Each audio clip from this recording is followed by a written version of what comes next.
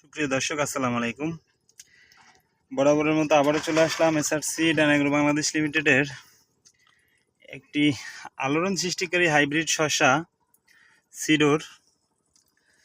সিডোরের একটি জমিতে। আসলে আজকে হচ্ছে আপনার আগস্ট মাসের 27 তারিখ। আমরা বেশ কিছুদিন যাব, মানে 4-5 দিন যাব অতিরিক্ত বৃষ্টি থাকায় আমরা আসতে পারি নাই।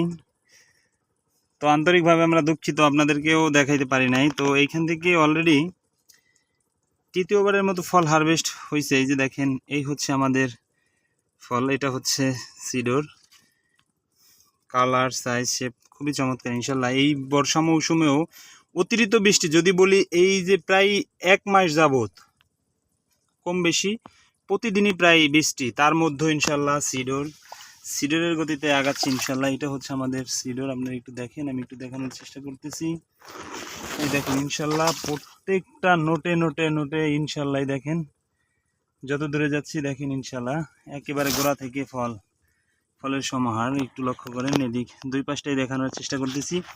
এটা হচ্ছে আমাদের সেই আলোড়ন সৃষ্টিকারী হাইব্রিড শসা সিডোর অত্যন্ত একটি ভালো জাত। আমি বলবো একেবারে জানুয়ারি থেকে অক্টোবর মাস পর্যন্ত ইনশাল্লাহ সিডোর চাষে আপনারা অধিক ফল পাবেন ইনশাল্লাহ। এটুকু আমরা আপনাদেরকে আশ্বস্ত করতে পারি, কারণ আমরা এটা বিভিন্ন সময়ে বিভিন্নভাবে মোটামুটি প্রায় মাসে আমরা এটাকে পর্যালোচনা করি ইনশাল্লাহ, যেন কৃষক প্রতারিত না হয়।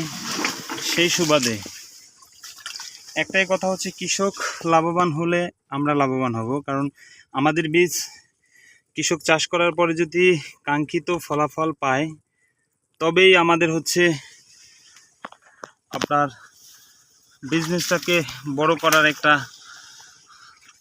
থাকবে ইনশাল্লাহ, যে আশা থাকবে যে আমাদের বিজনেসটা বড় হবে বা গ্রো হবে ইনশাল্লাহ। সেই লক্ষ্যটা হচ্ছে একমাত্র আপনাদের উপরে ডিপেন্ড করতেছে। আপনাদের উপরে ডিপেন্ড করবে তখনই যখন আপনারা এই আমাদের বীজটা ক্রয় করে ক্ষতির সম্মুখীন হবেন না। যখন আপনাদের আমাদের বীজটা ক্রয় করে লাভের মুখ দেখতে পারবেন, তখনই আপনারা এটা চাষে উদ্বুদ্ধ হবেন ইনশাল্লাহ। তো সেই ধারাবাহিকতায় আমি বলতে চাই যে সিডোর অত্যন্ত একটা ভালো জাত। এটা যারা এই বর্ষা মৌসুমে করছেন, এর চাইতেও এখন যারা করবেন, এই যে আগস্টের আজকে 27 তারিখ বা আগস্ট বাদ দিলাম, যারা সেপ্টেম্বরে করবেন, বাজারে প্রচলিত যতগুলো জাত আছে তার ভিতরে সিডোর হবে অন্যতম। এটুকু আমি চ্যালেঞ্জ করতে পারি। একেবারে অক্টোবরের শেষ পর্যন্ত আপনারা চাষ করতে পারবেন।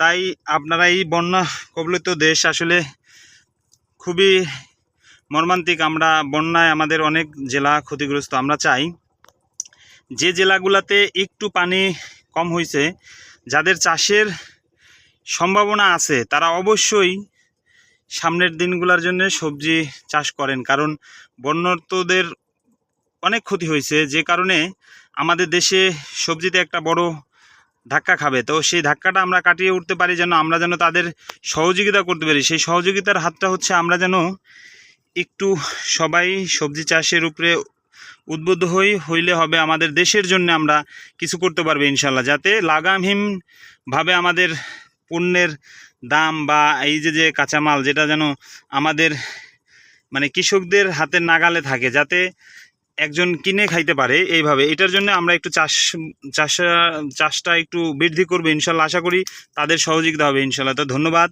দেখা হবে পরের কোনো ভিডিওতে। সে পর্যন্ত ভালো থাকবেন, সুস্থ থাকবেন। আসসালামু আলাইকুম।